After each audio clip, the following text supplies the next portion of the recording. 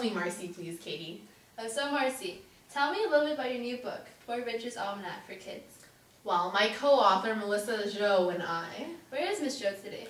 She's actually out promoting our book to elementary schools around the country. I think she's in Virginia today.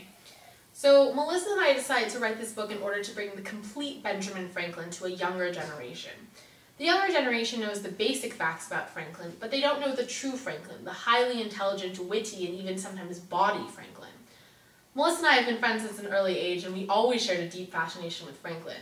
I mean, it's even a joke among our families that we would grow up and write a book about Franklin. Now we finally made that dream a reality. Well, that's certainly a very interesting inspiration for this book. Why were you guys so fascinated with Franklin at such an early age? Well, we knew the basics about Franklin since, first grade, and we were just amazed at the number of different types of people that were embodied within Franklin. He was an inventor, a businessman, a politician, and a diplomat, and he excelled at each and every one of these professions. By the time the Constitution was written, Franklin was rather old and tired, and unfortunately could not intensely participate in the heated discussion revolving around the formation of the Constitution.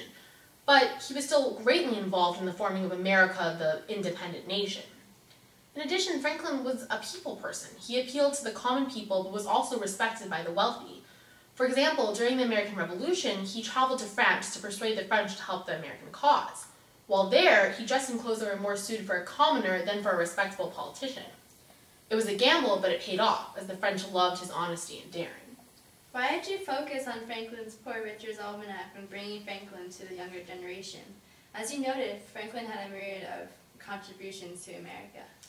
Well, Melissa and I thought that Poor Richard's Almanac was the perfect example of Franklin's connection with the common people of America, as evidenced by the fact that each almanac, and just like any other almanac, the book came out yearly, each almanac sold over 10,000 copies.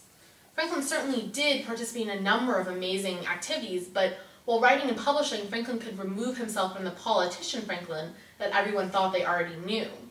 As Richard Saunders, the Poor Richard of Poor Richard's Almanac, Franklin became just like any other American, though perhaps a little more intelligent. Also, pieces of advice that were the basic of Poor Richard's Almanac are completely applicable today. And really, if you think about it, that's a magnificent feat that Franklin could write something in the 1700s that affects people now, 250 years later. For example, Franklin started the first fire department, the first police force, and the first public library. And kids are the perfect age to absorb Franklin's wise words. Adults are somewhat stuck in their ways, whether they be correct or not, but children are still open to listening and perhaps even taking advice. And Benjamin Franklin certainly has plenty of advice. Would you like to share some of the pages from the book with us? Sure. So this is our book, and Melissa did the drawing. Obviously, I'm no artist, and I focused on picking the proverbs and describing some of the more complicated ones. Here's a picture of Benjamin Franklin, the star of the show. So some of my more favorite ones. This is one of my favorites. Little strokes fell great oaks. And as you can see, Melissa drew a wonderful drawing of Franklin here is trying to put together a puzzle of some sort, and then puts it together, and it's a puzzle of a great oak. And on some of the more complicated proverbs like this one, I wrote a little, so what does this really mean? And I explained that this saying sort of applies to the achievement of difficult tasks, like finishing a huge project or learning how to play the violin. And even though at first it might seem like a very difficult thing to do, working in little steps can make the process much simpler and even perhaps fun. And another one of my more favorite ones is this one. And Franklin wrote, "Democracy is two wolves and a lamb voting on what to have for lunch. Liberty is a well-armed lamb contesting the vote."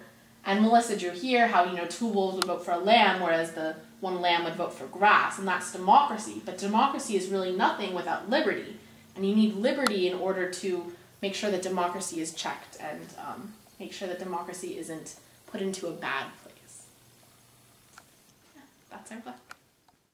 Well, that's our Meet the Author segment of the Week America. We'll see you next week when we talked with Chris Drake, author of Closing the Gap, giving an A to every high school student across America. Bye-bye, America.